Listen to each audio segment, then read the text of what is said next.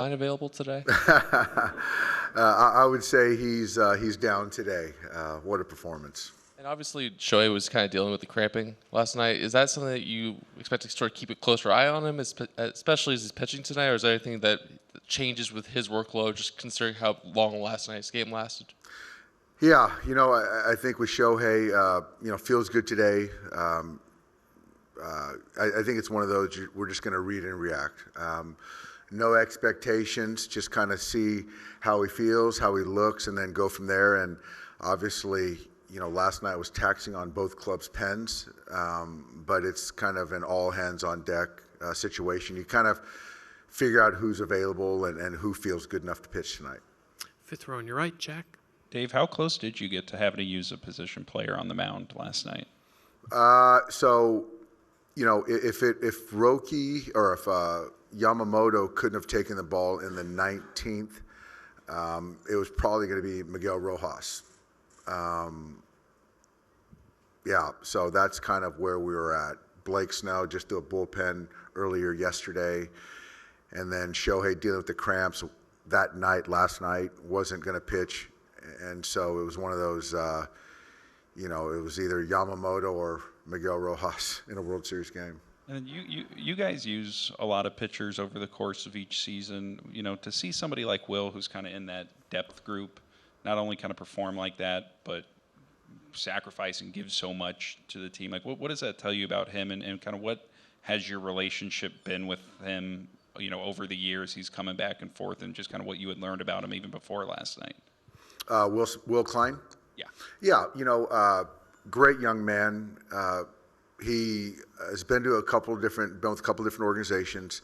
Has been all in with the Dodgers, and up and down our player development guys. He was a guy that wasn't really a strike thrower, but really challenging him.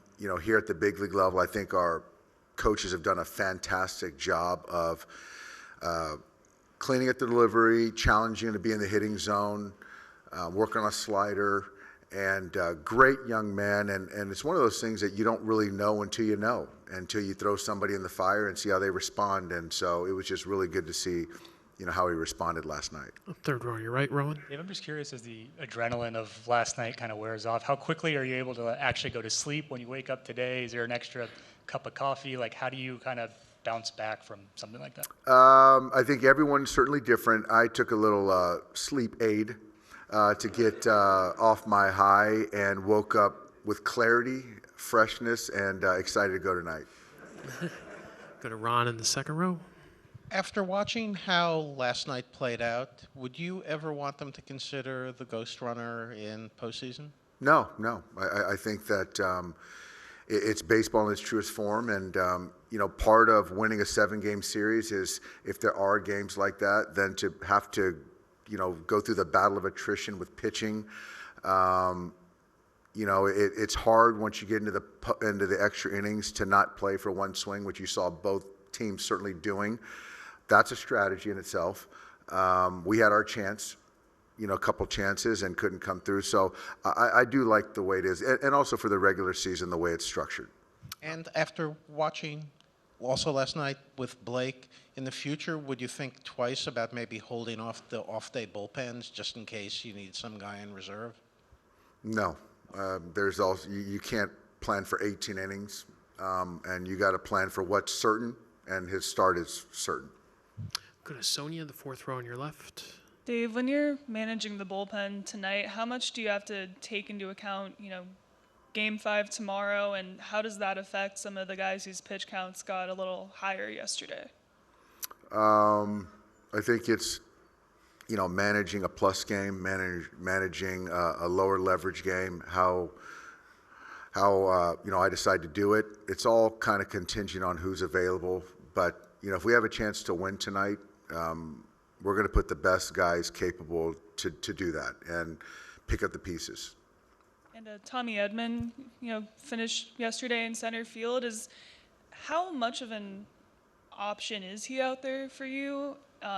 Could he potentially start a game out there? I'm not saying it's 0% chance. That was kind of where we were at with, the game, trying to keep guys in there.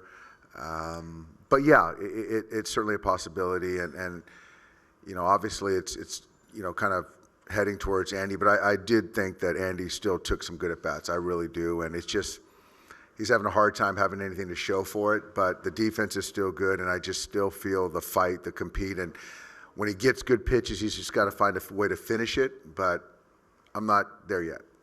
Further back on your left, Kirsten.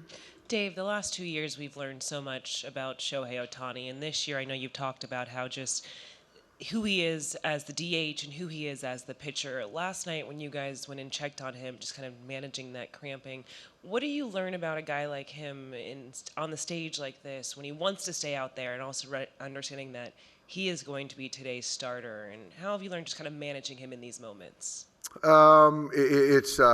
It's trust. It's kind of getting to know the person, the player, and what his limitations are.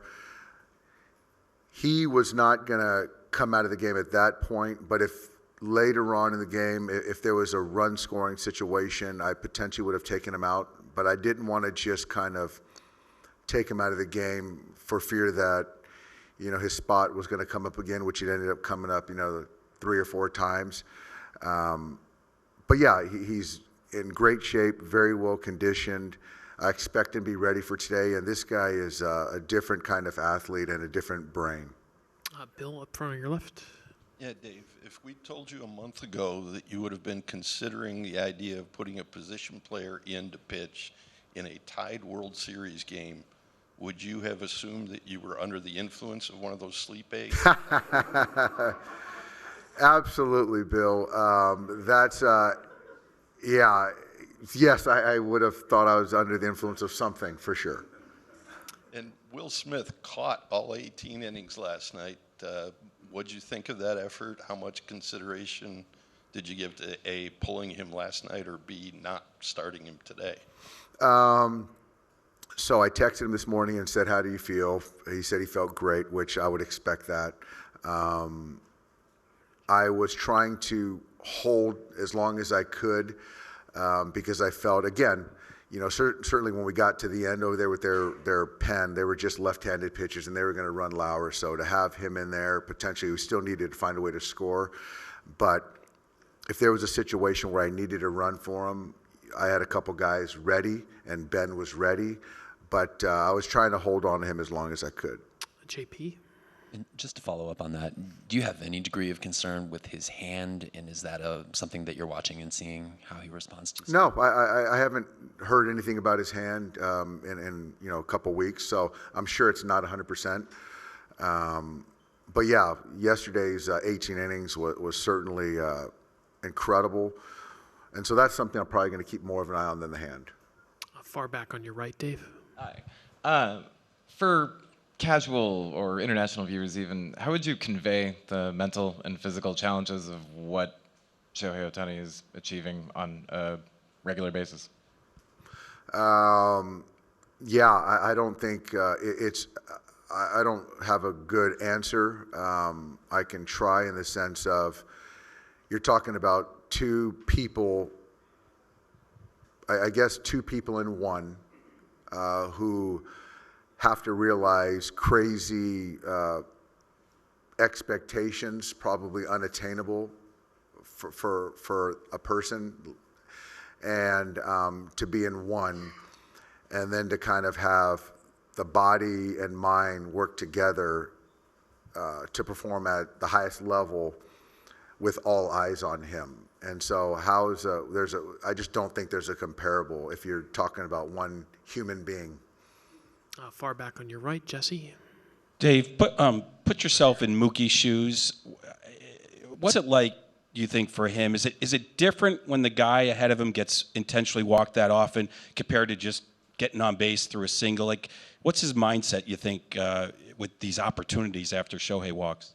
Mookie's very matter-of-fact, understanding the game and the strategy behind it, and the way Shohei's swinging the bat, the way Mookie swing the bat right now. He even said it. He's like, I can't blame him. He would do the same thing. There's a certain competitor that comes out, certainly, and you want to make the other team pay for that decision. And that's certainly in there. So I'm going to keep betting on Mookie hitting behind Shohei, and if they keep giving him opportunities, I know he's going to come through. I'll finish up with Jim because Isaiah's here. Skipper, being the student of the game as you are, what are some of the lessons learned so far in this series? The lessons are you've got to just believe in your players,